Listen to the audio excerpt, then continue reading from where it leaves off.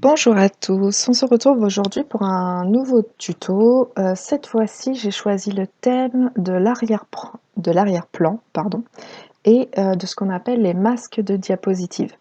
Donc je vais vous parler en premier de, l'arrière-plan que, finalement j'ai découvert il n'y a pas si longtemps, que je ne connaissais pas parce que je n'avais pas cherché à, à le faire, mais je trouvais intéressant de vous en parler. Donc passons aux choses sérieuses. Donc j'ai préparé ma page, je l'ai mis en format portrait.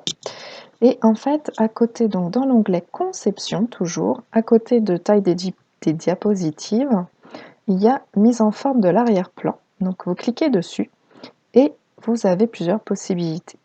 Donc remplissage uni, on peut choisir la couleur, par exemple, réinitialiser l'arrière-plan, remplissage dégradé, vous avez la possibilité de modifier comment est dégradé, etc. Je vais avoir du mal à parler aujourd'hui. Remplissage avec image ou texture. Donc les textures, vous avez des possibilités aussi. Ou insérer une image qui vous intéresse, vous, que vous avez trouvée, que vous avez enregistrée, qui vous plaît vraiment. Alors vous pouvez la chercher en ligne si vous connaissez la source. Si vous y êtes, par exemple, vous l'avez trouvée sur Internet, hop, vous pouvez mettre. Mais à partir d'un fichier donc, de votre ordinateur, par exemple, je mets ça. Donc là, c'est un fond que j'aime bien et que je voudrais utiliser pour faire mon cahier journal ou quoi que ce soit. Voilà, je l'ai mis. Ça peut être un motif de remplissage comme celui-ci, en changeant la couleur, ou masquer. Donc on peut masquer des choses. Donc moi je vais revenir sur mon insertion de fichier. Tac, insérer, parce que c'est lui qui m'intéresse. Alors on peut mettre des effets. Ah. Donc je peux mettre des effets sur mon fond, si je le souhaite, si je veux modifier. Et je peux corriger l'image. Donc la netteté, si je trouve que c'est pas assez net, la luminosité, je peux foncer, voilà, je peux faire plus foncé. Hop, j'essaie de remettre à 0. C'est pas toujours facile. Les contrastes, hop. Je peux travailler la couleur de l'image. Voilà, on peut vraiment travailler comme une image habituelle. Hop, j'ai fini de faire ça. Je peux dupliquer pour le revoir, mais si je mets une nouvelle diapositive, je me retrouve avec une diapositive blanche. Donc, si vous souhaitez le mettre plusieurs fois, vous dupliquez la page, ou si vous voulez vraiment l'avoir en fond sur tout votre diaporama, il va falloir cette fois-ci, donc celui-là je vais le supprimer, on va repartir de 0, il va falloir aller cette fois-ci dans affichage. Oui, dans affichage, vous avez ici masque des diapositives. Donc là, hein, vous avez plein de formats de diapositives qui vous est proposé si vous voulez écrire directement. Vous revenez tout en haut, à la première, parce que c'est celle qui va influencer toutes les autres.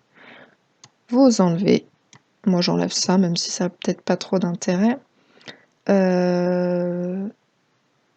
Insérer une disposition.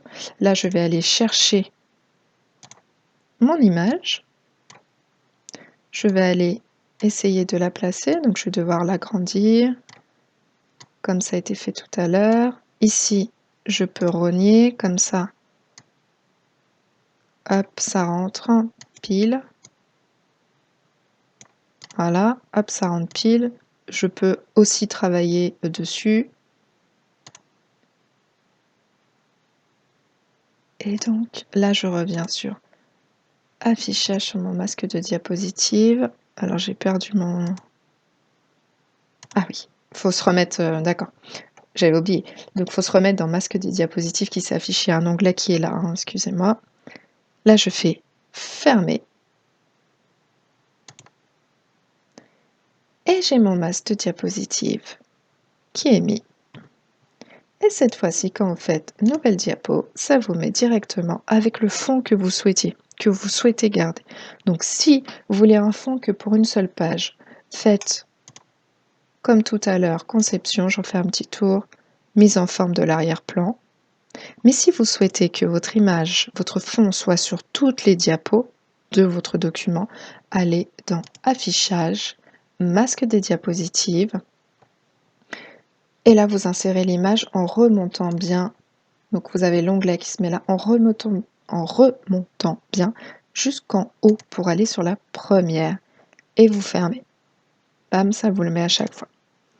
Voilà, cette petite astuce, ça peut vous aider à créer des documents plus rapidement ou ne pas avoir ce fond qui se met, dans vos, images que vous voulez, utiliser, déplacer et cetera. Il y a rien de plus gênant qu'un fond qui se déplace en même temps que, plusieurs autres images de votre document alors que le fond n'a pas à bouger pour vous.